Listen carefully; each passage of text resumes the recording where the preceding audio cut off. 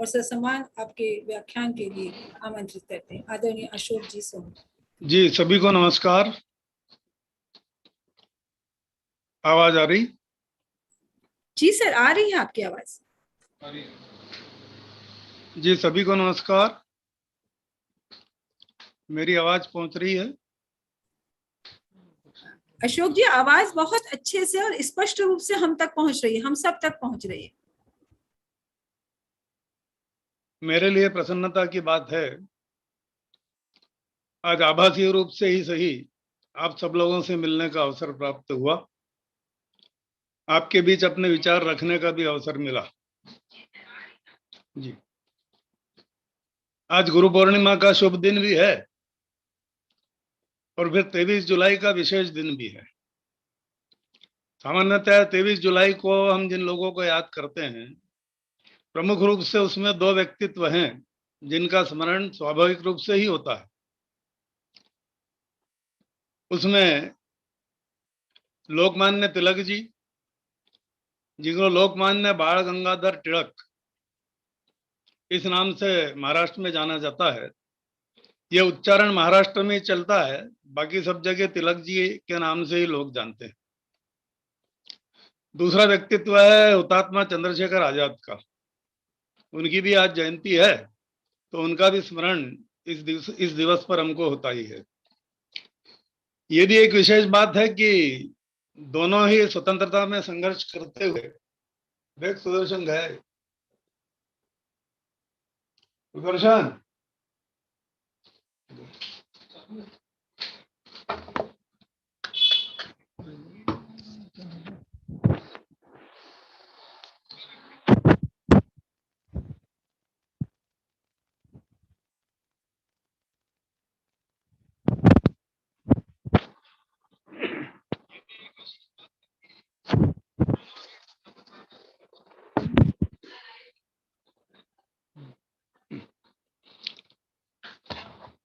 कुछ तकनीकी कठिनाई से व्यवधान हो रहा है, क्षमा चाहते हैं। अब ये दोनों ही व्यक्तित्व ऐसे हैं कि भिन्नता होते हुए उनमें अनेक तरह की समानताएं हैं। दोनों ने देश के लिए अपने प्राण न्यौछावर किए, जीवन भर सतत संघर्ष करते रहे। दोनों गुणों की बात करें दोनों की, तो दोनों ही बड़े साहसी, परिश्रमी, पुष्ट शरीर वाले, बड़े संकल्प के साथ काम करने वाले, आवश्यकता पड़ने पर समय पर लेने वाले और देश के अपने आप को झोंक देने वाले, यही दोनों व्यक्ति रहे। देश के लिए काम करना है तो समानता रही ही, कि प्रकृति में भी कुछ समानता रही, भी मोटी तौर पर दोनों के काम करने का प्रकार और क्षेत्र अलग अलग था। लोकमान्य तिलक ने तो कहा, जैसे हम कहते हैं, स्वराज्य मेरा जन्म सिद्ध अधिकार है। उसके लिए जीवन भर संघर्ष करते रहे।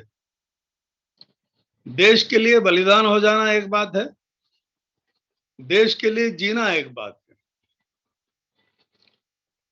बलिदान तो क्षण भर का है और जीना जो है ये तो कण कण क्षण क्षण जीवन भर देश के लिए खपाना, ये और कठिन बात है। तिलक जी ने ये काम किया, अपना क्षण क्षण जो है वो खपाया और शरीर का कण कण भी खपाया। चंद्रशेखर आजाद भी बलिदान हुए तब तक शरीर और समय दोनों ही अपना खर्च करते रहे।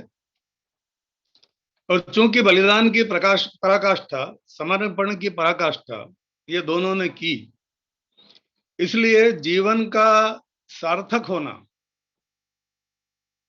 ये दोनों के लिए लागू होता है।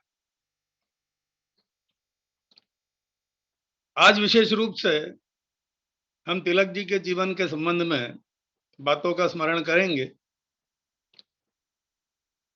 तिलक जी जैसा व्यक्तित्व बड़ा दुर्लभ होता है। तिलक जी एक प्रखर वक्ता थे, बहुत अच्छे लेखक थे, समाज की नस को पहचानने वाले, समाज में पूरे समय काम करने वाले, समाज जीवन के लगभग हर क्षेत्र में काम करने वाले ऐसे व्यक्ति थे। उनकी नजर बहुत पैनी थी, आवाज भी तीखी थी, बड़ी प्रभावी थी, बड़े कटाक्ष करते थे, बातचीत जो है बड़े मुद्दे के साथ होती थी, इसलिए उसको ठीक समझना और ध्यान रख करके सुनना ये भी आवश्यक होता था। कुछ उनके वाक्यों को सुनते हैं तो बात ध्यान में आती है। एक बार उन्होंने कहा कि अफजल खान का वध कोई इंडियन पिनल कोड के अंतर्गत आने वाला कृत्य नहीं हो सकता।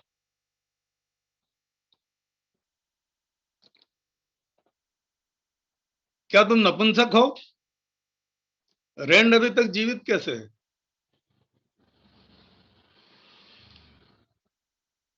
मंडाले की जेल में रहते हुए भी केसरी पर नजर रखते थे। रविन्द्रनाथ ठाकुर जैसे प्रभावी व्यक्ति आगे कभी स्वतंत्रता संग्राम में उपयोगी हो सकते हैं, इसकी समझ रखते थे और इसलिए आवश्यकता पड़ने पर उनको सहाय भी करते थे। तो ऐसी जिनकी नजर सब तरफ रहती है, हमेशा सतर्क रहते हैं और सब प्रकार के गुणों को अपने में समाहित करते हुए देश के लिए उनका उपयोग करते हैं, ऐसा व्यक्तित्व लोकमान्य तिलक का था। लोगों के मन में जो उत्साह है, अपने देश के प्रति प्रेम है और परतंत्रता के कारण जो वेदना है, उसका संघर्ष की प्रक्रिया में रूपांतर करने का काम दो लोगों ने किया। एक लोकमान्य तिलक थे, दूसरे महात्मा गांधी थे। काम एक साथ करने का अवसर दोनों को कम मिला, लेकिन नाम एक साथ कई बार आते हैं। महात्मा गांधी भी तिलक जी का आदर करते थे, लेकिन तिलक जी भी अपनी बात स्पष्ट रूप से कहने में कभी चूकते नहीं थे। महात्मा जी की जब भेंट हुई, उन्होंने कहा कि भाई संघर्ष का रास्ता मैं आपको बताऊंगा कि अहिंसा का रास्ता जो है ये भी प्रभावी हो सकता है। तो तिलक जी ने तुरंत कहा, 25 साल से मैं संघर्ष कर रहा हूं, स्वतंत्रता के लिए प्रयास कर रहा हूं, मांगने से कुछ नहीं मिलता, और अगर मिलता भी है तो उसकी कीमत जो है वो लोग समझते नहीं है। इसे संघर्ष के पथ पर चलना यह आवश्यक है।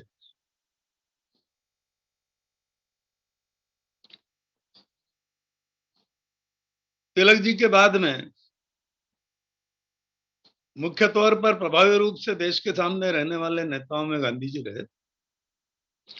असहयोग आंदोलन चलने के बाद में उनको भी 6 वर्ष की सजा हुई, तो उनके उद्गार थे कि मेरे लिए प्रसन्नता की बात है। 6 साल की सजा तिलक जी को भी हुई थी और इसलिए मैं उनकी पंक्ति में आ गया, वो सम्मान मुझे मिल गया, इसकी मुझे प्रसन्नता है। ये उद्गार उनके थे। तो एक संदर्भ आया तो उतना जो है वो उनका उल्लेख करते हुए 2 बातें मैंने कही। इसको यही विराम देते हुए तिलक जी के विषय को लेकर के हम आगे बढ़ेंगे।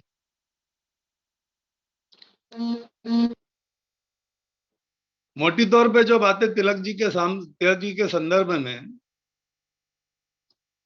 प्रारंभ करते समय कहने की आवश्यकता थी, उतनी कहते हुए उनके प्रारंभिक दिनों से आगे बढ़ेंगे। तिलक जी का जन्म 23 जुलाई 1856 को रत्नागिरी जिले में एक चिखलगांव करके स्थान है, वहां पर हुआ। पिताजी थे गंगाधर पंत, शिक्षक ही थे। एक सामान्य परिवार था। तो प्रारंभिक शिक्षण तिलक जी का वहीं पर हुआ। जैसा कहते हैं कि पूत के पांव पालने में दिखते हैं, तो प्रतिभा जो है ये तो छुपती नहीं है।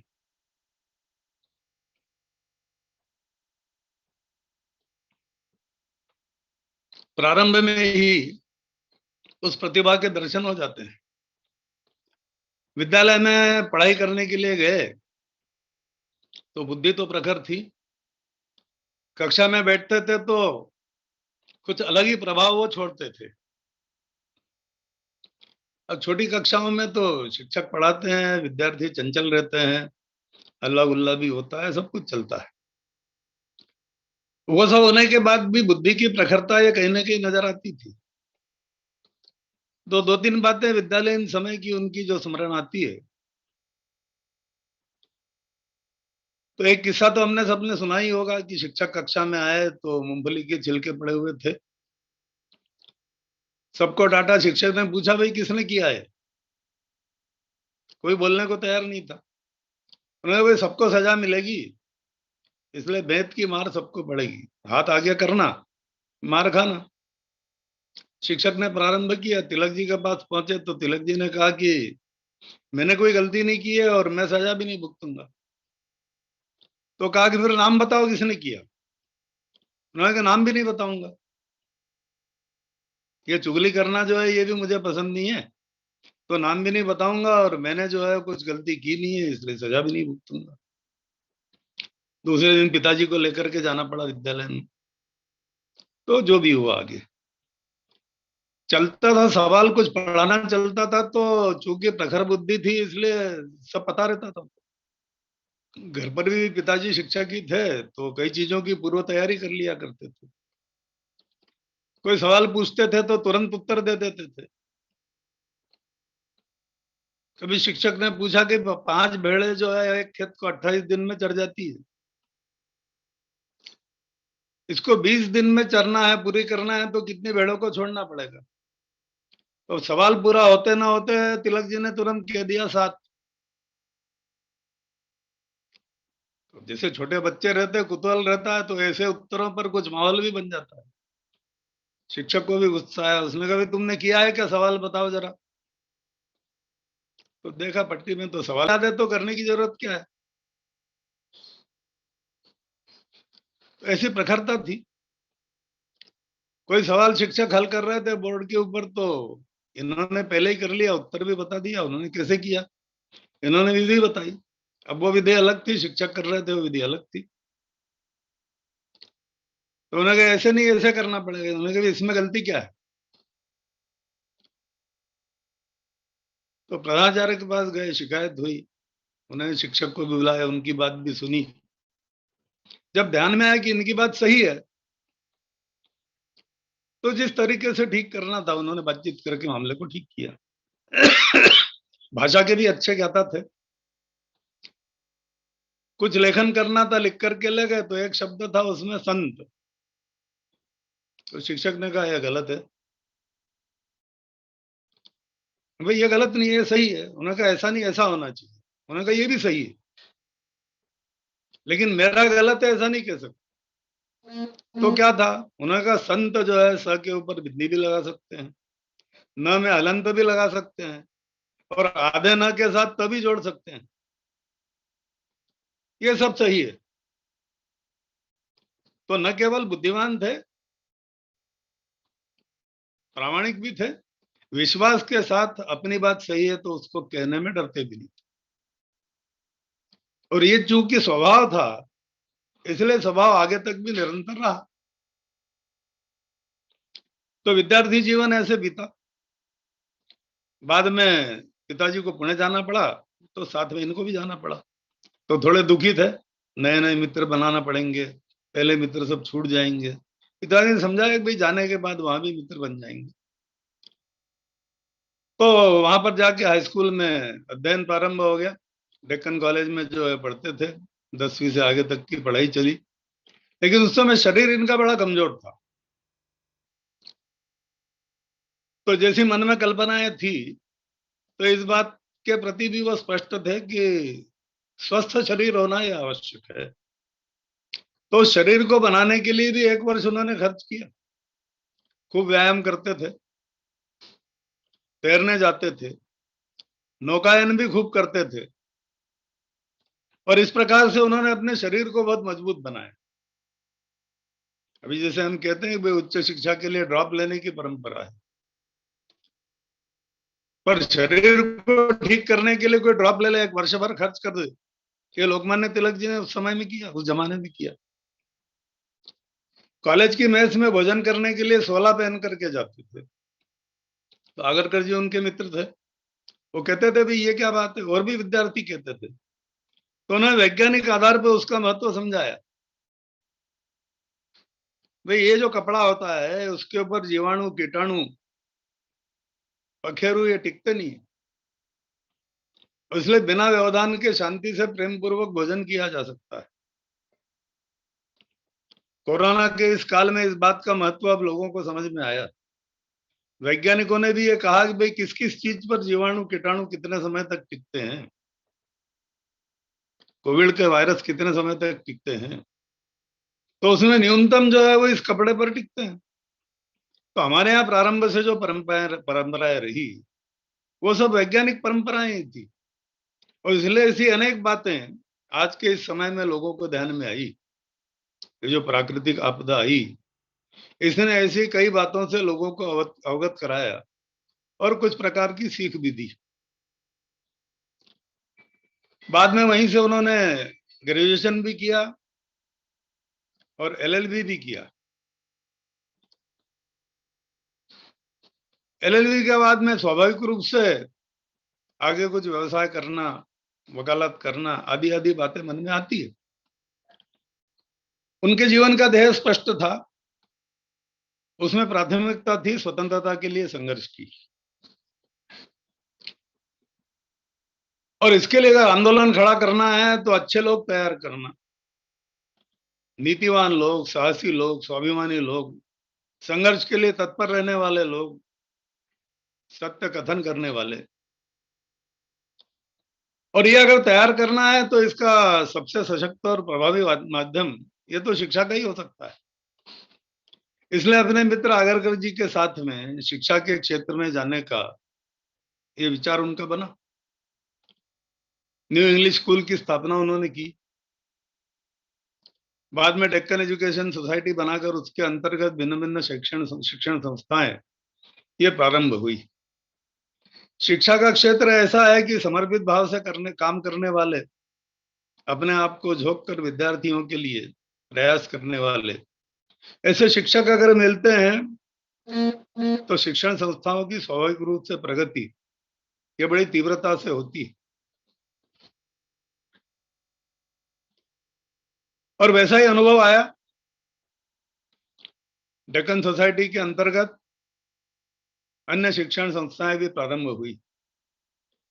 फर्ग्यूसन कॉलेज भी, greater Maharashtra college of commerce and economics, Bombay college, Sangli का विलिंगडन कॉलेज और अनेक माध्यमिक विद्यालय ये उस डेक्कन सोसाइटी के अंतर्गत प्रारंभ हुए। क्योंकि शिक्षक बड़े समर्पित भाव से काम करने वाले थे, इसलिए उसी प्रकार की पीढ़ी भी उसमें से तैयार होना प्रारंभ हुई। बहुत तेजी से इन शिक्षण संस्थाओं का विस्तार हुआ। लेकिन कोई भी काम करना बहुत आसान तो नहीं होता, और इसलिए शिक्षण संस्थाएं जब चलती है तो उसमें बड़ी मात्रा में, बड़ी संख्या में लोगों का सहभाग होता है। वो भिन्न भिन्न कर्मचारी होंगे, शिक्षक होंगे, प्रबंधन के लोग होंगे, शुभचिंतक होंगे, अभिभावक होंगे, और जैसा हमारे यहाँ कहते हैं व्यक्ति तितकी प्रकृति, जितने लोग उतने प्रकार। तो इस विस्तार के साथ में जब प्रतिष्ठा मिल गई, पैसा भी आने लगा, तो प्रबंधन के लोगों में भी ऐसे लोग रहे जिनके मन में कुछ आर्थिक लाभ की कल्पनाएं विकसित होने लगी। तिलक जी ने काफी समय तक कुछ समझाइश का प्रयास किया। बाद में ध्यान में आया कि आगरकर जी भी उन लोगों के साथ सहमत हैं। तो तिलक जी को लगा कि अब इसमें साथ में रहना है अपने लिए कठिन पड़ेगा और कुछ और काम भी देखना चाहिए।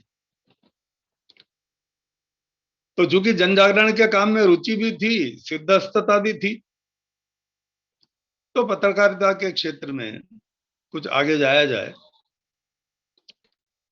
और जन जागरण में प्रभावी व्यवसाय कोई माध्यम इसको साधा जाए। इसलिए फिर मराठा और केसरी इनका प्रारंभ करने का निर्णय हुआ। 1 जनवरी 1881 को मराठा प्रारंभ हुआ और 4 जनवरी 81 को केसरी प्रारंभ हुआ। प्रथम संपादक इस रूप में मराठा के लिए लोकमान्य तिलक जी और केसरी के लिए आगरकर जी, इन्होंने काम संभाला। काम आगे बढ़ने लगा। जैसे जैसे समाचार पत्रों के समाचार लोगों तक पहुंचने लगे तो स्वाभाविक रूप से ही समाचारों की प्रामाणिकता, स्पष्टता, उसका स्तर, ये देख करके उसकी लोकप्रियता बढ़ने लगी, जिसको आज हम सर्कुलेशन कहते हैं, बहुत तेजी से बढ़ा। इसका असर जो है वो लोगों में दिखने लगा।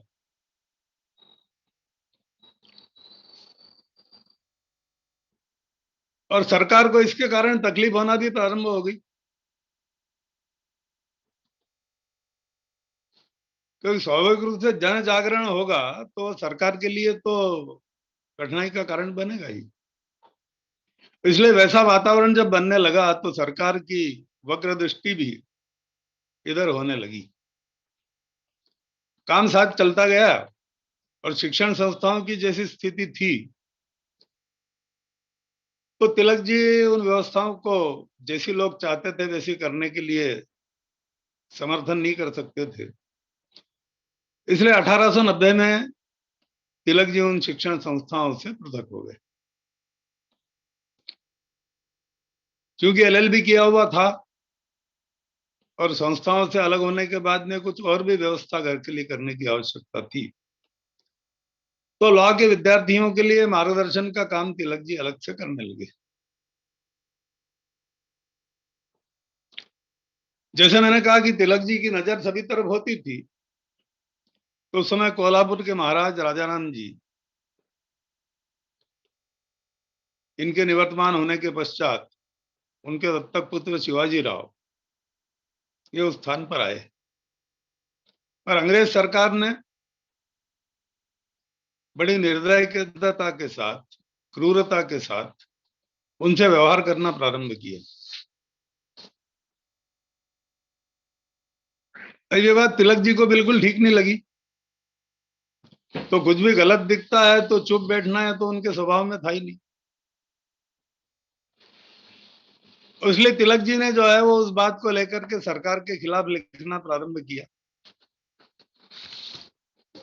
और जैसे जैसे तिलक जी की लेखनी चलती गई वैसे वैसे सरकार के लिए परेशानियां बढ़ना प्रारंभ हो गई, जो बहुत ही स्वाभाविक था।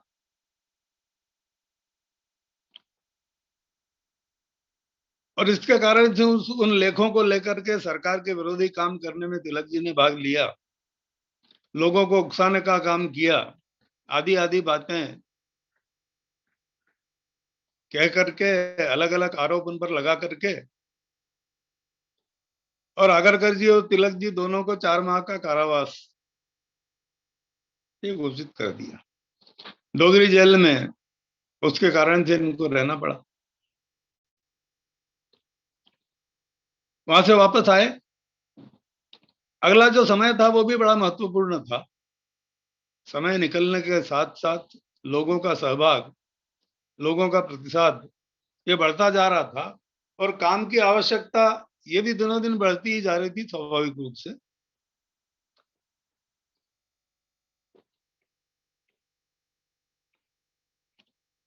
तो 90 से 97 का जो समय था, इसने अनेक घटनाएं ये देखी। इसी समय जन जागरण की दृष्टि से तिलक जी ने गणेशोत्सव और शिवाजी उत्सव ये प्रारंभ किए। गणेश जी के लिए श्रद्धा महाराष्ट्र भर में बहुत अधिक, गणेश जी को मानने वाले लोग सब, उनके भक्त बहुत। तो गणेश जी का विषय होगा तो स्वाभाविक रूप से लोग इकट्ठे होंगे, ऐसी तिलक जी की कल्पना थी, और वो साकार होते हुए दिखी भी। जैसे गणेशोत्सव प्रारंभ हुए तो बड़ी मात्रा में जन जुटने लगे, अच्छे अच्छे कार्यक्रम होने लगे। कार्यक्रमों की रचना, चूंकि जिस उद्देश्य से उत्सव प्रारंभ किए थे वो इसी प्रकार की होती थी कि लोगों में जागरण होता था, स्वाभिमान का भाव जगता था, परतंत्रता के प्रति ईर्ष्या उत्पन्न होती थी, चुभन उत्पन्न होती थी, और इसलिए उस दिशा में लोगों का मन बनने लगा। लोग सब प्रकार के होते हैं, उन्होंने कहा आप तो सड़क पर ले आए गणेश जी को, ऐसा भी कहने वाले थे। लेकिन जैसा प्रतिसाद मिल रहा था वो उत्साहवर्धन करने वाला ही था। 93 में इसका प्रारंभ हुआ। 94 में एक बड़ा कार्यक्रम गिरगांव की शांताराम चाल में एक सभा के रूप में हुआ, तिलक जी की अध्यक्षता थी उसमें। और विशेष बात यह है कि इतने बड़े इस कार्यक्रम में महात्मा गांधी और मोहम्मद अली जिन्ना, ये दोनों ही उपस्थित थे। तो बड़े जन समुदाय को तिलक जी ने संबोधित किया। और ये भी देखिए कि स्वाभाविक रूप से दूरदृष्टि इनकी कैसी थी, युग दृष्टा उनको कहते हैं लोग। तो आज भी वो कार्यक्रम चल रहे हैं गणेशोत्सव के। जिस उद्देश्य को प्रारंभ लेकर के वो सोच करके वो प्रारंभ किए गए थे, आज उसमें अंतर आ गया। उस भाव को लोग भूलते चले गए। उसको भी ठीक करने की आवश्यकता आज है, उसके प्रयास भी ये प्रारंभ हो गए, प्रतिसाद भी मिल रहा है। तो लोगों का साथ में आना किसी भी माध्यम से, किसी भी कारण से, ये लोगों में आपस में स्नेह उत्पन्न करता है, संवेदना जगाता है। और कोई अच्छी बातें कही जाती देश को लेकर के, समाज को लेकर के, तो उनकी ग्राह्यता भी सामूहिक रूप से जब साथ में होते हैं तो बढ़ती है। इसके परिणाम दिखे। दूसरा शिव जयंती महोत्सव था। वास्तव में छत्रपति शिवाजी आज भी महाराष्ट्र में तो महानायक के रूप में देखे ही जाते हैं, और महानायक उनको न माना जाए ऐसा कुछ है भी नहीं। महानायक मानना ही होगा, ऐसा छत्रपति महाराज का व्यक्तित्व रहा। जिस काल में वो रहे, आज 450 वर्ष हो गए, और जिस उम्र में जीजाबाई के मुख से कहानियां सुनकर के, शौर्य की प्रेरणा लेकर के उसने आगे काम बढ़ाया उन्होंने, तो उनकी आयु क्या थी? उनके पास था क्या? न कोई सेना थी, न धन संपन्नता थी। और संघर्ष किनके विरुद्ध करना? तो मुगलों के विरुद्ध। और जहां पर बैठे थे वो सब तरफ से मुस्लिम साम्राज्यों से घिरे हुए। बीजापुर का आदिल शाह एक तरफ, गोलकुंडा का कुतुब शाह, करनूल का सिद्दी जौहर, इधर औरंगजेब, बीजापुर का आदिल शाह, 5-5 साम्राज्यों से घिरे हुए, और अपने पास कुछ न होते हुए शिवाजी ने हिंदवी स्वराज्य की स्थापना की। हम कल्पना कर सकते हैं कि वो संघर्ष कैसा होगा। दुनिया में सब देशों के इतिहास का अध्ययन करेंगे तो ध्यान में आएगा कि शून्य से सृष्टि निर्माण करने वाला, ऐसे समय में हिंदू राजा के रूप में राज्याभिषेक होना, इतना महत् कार्य दुनिया में किसी योद्धा ने नहीं किया। ऐसे छत्रपति शिवाजी महाराज थे। तो इसलिए शिव जयंती महोत्सव भी प्रारंभ हुए, उनको भी अच्छा प्रतिसाद मिला।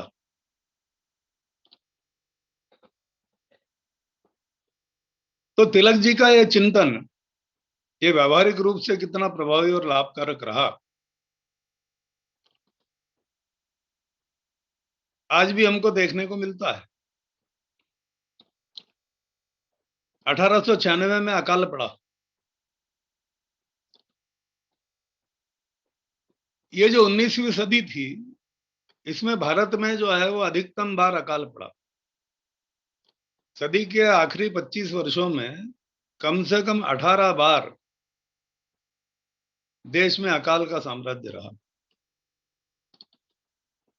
लोग परेशान थे, खाने को मिल नहीं रहा है, अन्य अन्य सब तरह की परेशानियां हैं, और सरकार के अत्याचार जो है ये फिर भी चल रहे हैं। सरकार तो समझने को तैयार नहीं। अब ऐसी स्थिति में जनता करे तो क्या?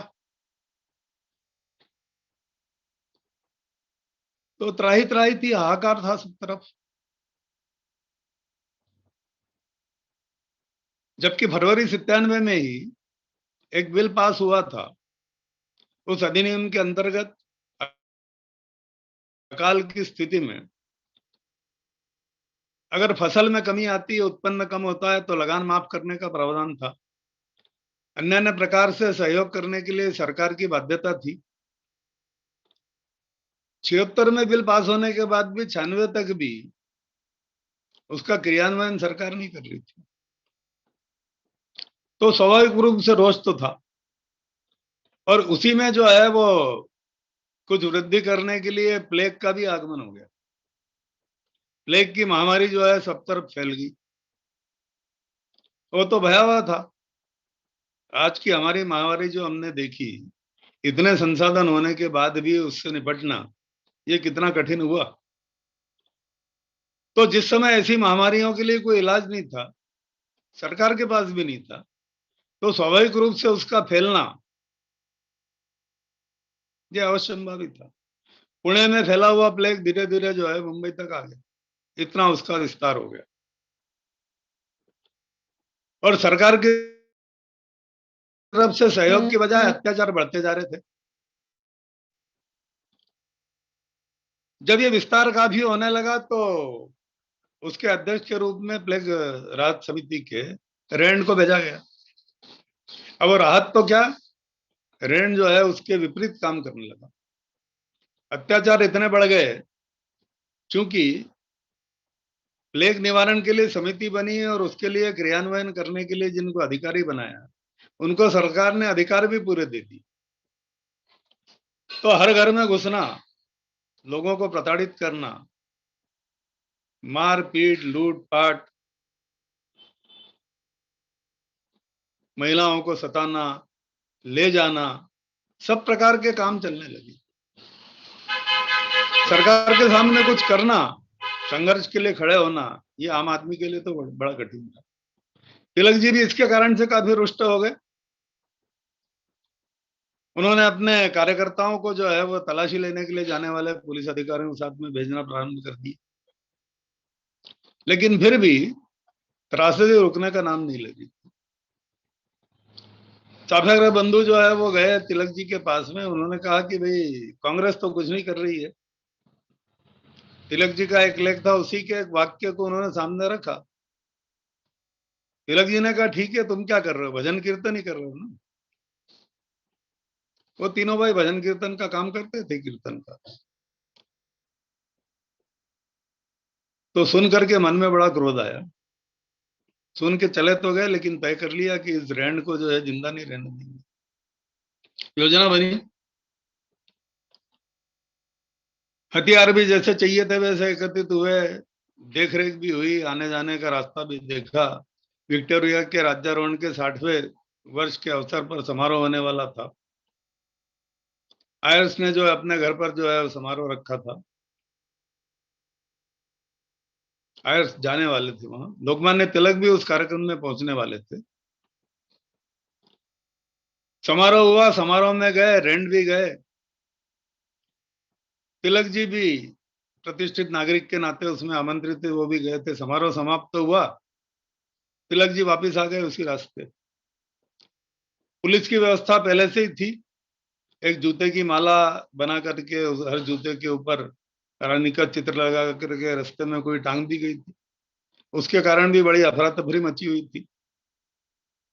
और कार्यक्रम समाप्ति के बाद में आयर्स और रैंड जैसे ही वापिस आए तो बग्गियों में दोनों आ रहे थे। योजना जैसी बनी थी उसके अनुसार क्रियान्वित होना थी। जैसे रैंड की बग्गी आगे आई किसी ने छलांग लगाई, रेंड के ऊपर गोली चली और रेंड जो है बग्गी में ही गिर पड़ा। आयर्स की पत्नी ने देखा, उसको लगा कि कुछ गड़बड़ हो गई। भीड़ में तो आसपास लोगों को लगा शायद समारोह के पटाखे चल रहे होंगे, पर देखते ही देखते आयर्स को भी जो है वो 2-3 गोलियां लग गई। अफरा तफरी मची, दोनों ही बग्गियां ससून हॉस्पिटल की तरफ गई। आयर्स तो मृत घोषित कर दिए गए। रेंड जो है कुछ दिन अस्पताल में रहे, बाद में उनको भी मृत घोषित कर दिया, उससे उबर नहीं पाए। अब बाकी बाद में जो भी हुआ उसकी जांच हुई, चापेकर पकड़े भी गए, आगे कार्रवाई चली। हेनरी ब्रुइन जो है वो अधिकारी नियुक्त किया गया था। चापेकर कितने कृतसंकल्प थे कि उन्होंने पहले ही जो है वो लिख के रखा था अपनी डायरी में कि आने वाले समय में कुछ ऐसा बड़ा काम करने जा रहा हूं कि उसके पहले भी और उसके बाद भी मुझे बहुत कष्ट भुगतना पड़ेंगे। शायद आग में स्वाहा हो जाना पड़ेगा। ये भी हो सकता है कि प्रहलाद को जैसे भगवान ने बचाया, शायद मैं भी बच जाऊं। लेकिन ये मान के चल रहा हूं कि कुछ भी होना संभव है। चापेकर पकड़े भी गए और इसके कारण थे घटना भी ऐसी हो गई कि रोज जो है कुल मिला करके तिलक जी पर तो जाना ही था।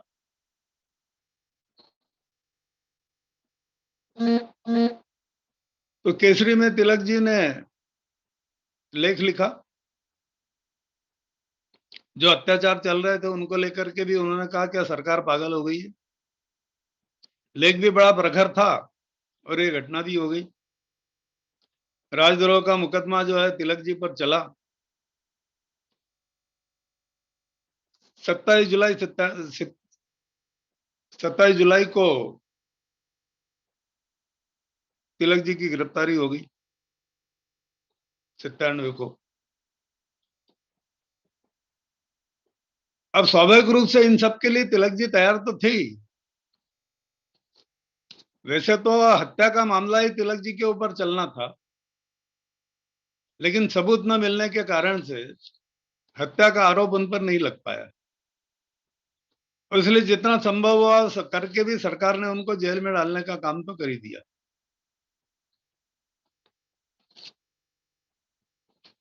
आर्कटिक होम इन वेदांत, ये पुस्तक भी तिलक जी ने लिखी।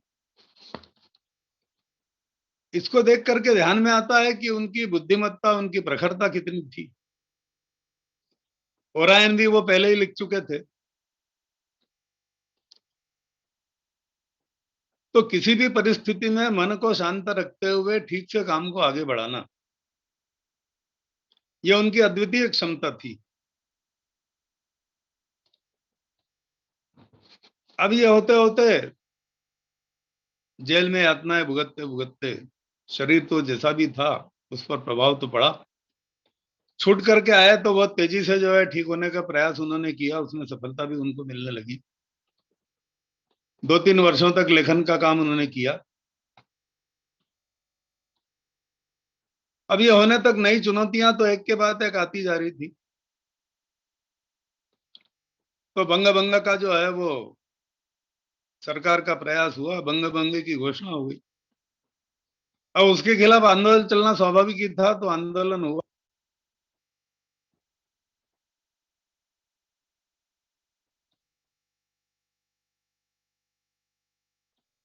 अब आंदोलन में जन जागरण और युवाओं की भूमिका ये सबसे महत्वपूर्ण थी।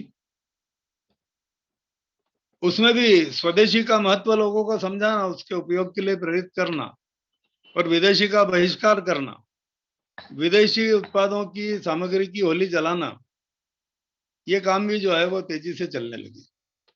युवाओं का उत्साह बहुत था, तो आंदोलन को जो है प्रतिसाद भी बहुत मिलने लगा। कई युवा तिलक जी के पास में गए, उन्होंने कहा भाई आपके नेतृत्व की जरूरत है, सब तरफ आप आएंगे ऐसी हमारी अपेक्षा है। तिलक जी ने कहा मैं तो इसके लिए समर्पित हूँ, बंगाल आना पड़ा वहां भी आऊंगा, महाराष्ट्र में रहना है वहां भी रहूंगा। इस समय बाल लाल पाल की तिकड़ी जो है पूरी सक्रिय थी। विपिन चंद्र पाल, लाला लाजपत राय, ये भी तिलक जी के साथ में हो गए थे। बंगाल का विभाजन, वास्तव में बंगाल का भौगोलिक विभाजन हो, ऐसी सरकार की मंशा नहीं थी। एक तो एक भाषा भाषी अलग अलग हो जाए, क्षेत्र अलग हो जाए, इसके साथ ही हिंदू मुस्लिम में भी दूरियां उत्पन्न हो जाए और डिवाइड एंड रूल की पॉलिसी की उनके अंतर्गत जो है वो उनको शासन करना सुलभ हो जाए, इस मंशा के साथ में ये सब काम किया गया था। प्रारंभ में कई मुस्लिम भी जो है इस आंदोलन के साथ में थे, बंग भंग का विरोध भी कर रहे थे। मुस्लिम लीग को लालच दिया गया, समझाया गया, सरकार ने उनसे बात की। इस आंदोलन के विरोध में सरकार के पक्ष में मुस्लिम लीग खड़ी हुई। सरकार जब चाहती है, जैसा चाहती है वैसे प्रयास जब सरकार करती है तो स्वाभाविक रूप से उसको प्रतिसाद मिलता है, साधन सब उनके पास रहते हैं। अब जैसा वातावरण था, जनता में रोष बहुत था।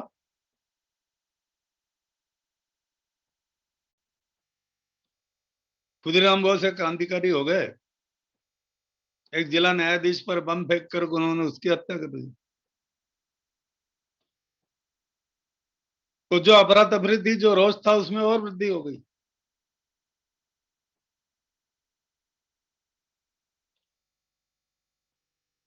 लोकमान्य तिलक जी ने लेख लिखा, देश का दुर्भाग्य।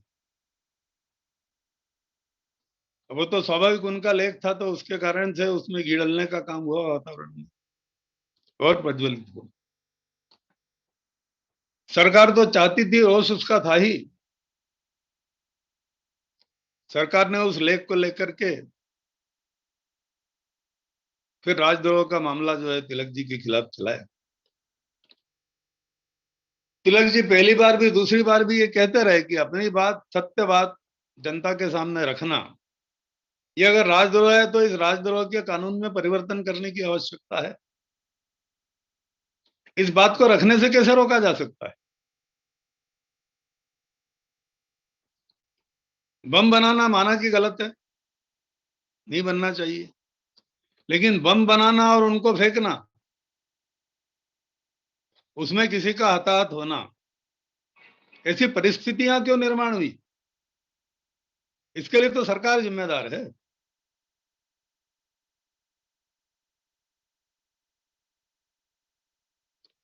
लेकिन अपनी बात कहना, इतना ही तो तिलक जी के हाथ में था। बाकी तो सरकार है, तो सरकार के हाथ में शक्ति थी, और उस शक्ति के खिलाफ संघर्ष करने वाली जनता थी। तो इतना परिवर्तन तो आ गया कि कभी कोई चू नहीं करता था, परतंत्र रहते हुए भी एक प्रखर आंदोलन देश भर में खड़ा हो गया। उसने उम्मीद जगाई कि अंग्रेजों को भारत छोड़ना ही पड़ेगा, चाहे या न चाहे। ऐसा एक वातावरण देश भर में निर्माण करने का कार्य तो तिलक जी ने कर ही दिया। माना कि अनेक लोग उसमें सहभागी थे, सहयोगी थे। 6 वर्ष का कारागार घोषित हो गया। तिलक जी को मांडले जेल में भेज दिया गया। अब पहले भी जेल में रहे तो कमरा कितना था? 13 वर्ग फीट। करवट बदलना भी मुश्किल, कंबल में जुएं, रोटी में रेती, सब प्रकार के कष्टों को सहते हुए पहली सजा काटी, तो बड़ी सजाओं में, बाकी तो जेल में गए नहीं। दूसरी बार 6 वर्ष का कारावास हो गया, तब आयु उनकी 52 वर्ष की थी। इस आयु में जो है वो 6 वर्ष के कारावास के लिए चले गए। कारावास में रहते हुए उनकी पत्नी का भी स्वर्गवास हो गया। आखिर में मिलने की इच्छा थी, लेकिन मिल नहीं पाए दोनों ही। वर्ष भर के बाद में उनके मित्र ने उनको बताया कि एक प्रस्ताव सरकार की ओर से आया है। सब प्रकार से माफी मांगने का ही प्रस्ताव था। वो स्वीकार करेंगे तो शायद रिहाई हो जाएगी। तिलक जी ने कहा कि अभी 5 वर्ष की सजा बाकी है, जाने के बाद में शायद 5 वर्ष और जीऊंगा। अगर माफी मांग लेता हूं तो मेरी अभी मृत्यु हो जाएगी। माफी मांगने के बाद जीने का मतलब क्या, और उस जीने का कारण क्या, ये तो संभव नहीं है। पहली सजा में भी छूट देने के लिए या छोड़ने के लिए प्रस्ताव गया था, छूटेंगे तो लोग स्वागत करेंगे, उसमें सम्मिलित ना हो, और फिर से सरकार के खिलाफ कुछ लिखेंगे नहीं, इसका वचन दे। उनका पहली शर्त तो मान सकते हैं क्योंकि स्वागत कराने की इच्छा तो खुद भी नहीं रखते, लेकिन दूसरी शर्त भी अगर मान ली तो जीना काहे के लिए। तो ऐसा कठोर व्रत रखते हुए, हर क्षण इस बात को ध्यान में रखते हुए, संकल्प के लिए सतत संघर्ष करने का बीड़ा जिसने उठाया, ऐसे तिलक जी ऐसी किसी भी बात से समझौता नहीं कर सकते थे, ये बात नहीं थी।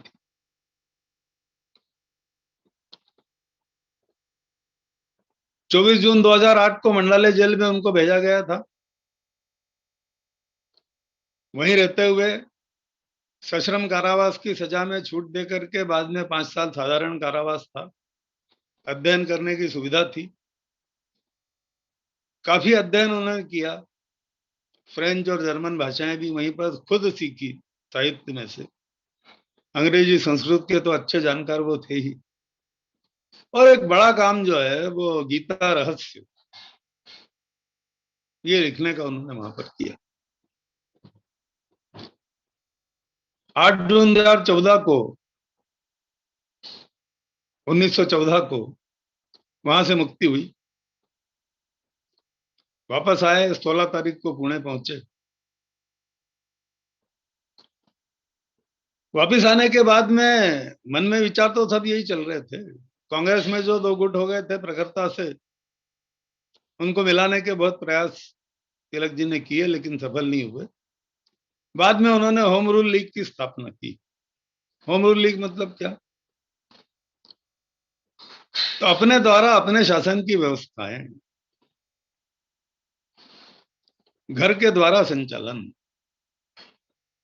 अपनी व्यवस्था, अपनी सरकार, लोगों को समझाया। और न केवल संगठन के रूप में इसकी स्थापना की, बल्कि आगे तक की कल्पनाएं भी तिलक जी ने कर रखी थी। उसकी अर्थनीति, उसकी विदेश नीति, उसकी व्यवस्था, इन सब के बारे में ड्राफ्ट उन्होंने तैयार करके रखे थे। तो ऐसे एक स्वतंत्र संगठन का निर्माण करके आगे की कल्पना को साकार रूप देने का मन रखते हुए तिलक जी आगे काम करते रहे।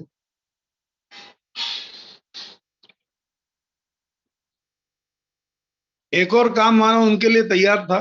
इंग्लैंड के एक चिरोल थे, पत्रकार यहाँ पर आए थे, उन्होंने अध्ययन किया था। और तिलक जी जो है सशस्त्र क्रांति के प्रेरक हैं, सशस्त्र क्रांति के लिए ही आगे काम करते रहे, करते रहेंगे, ऐसे आरोप उन्होंने लगाए थे। तिलक जी ने जो सुना तो उनको बड़ा कष्ट हुआ।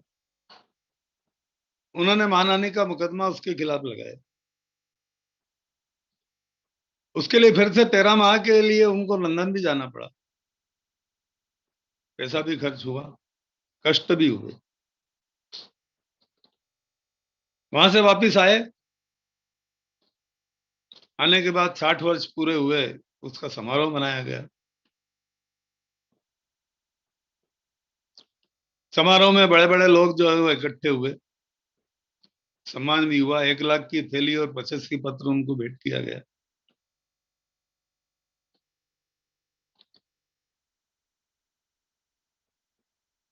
अब उससे वो बहुत प्रसन्न होंगे ऐसा तो नहीं था, पर लोगों की इच्छा थी, उन्होंने किया। जो राशि भी आई वो तो देश के काम में ही लगना थी।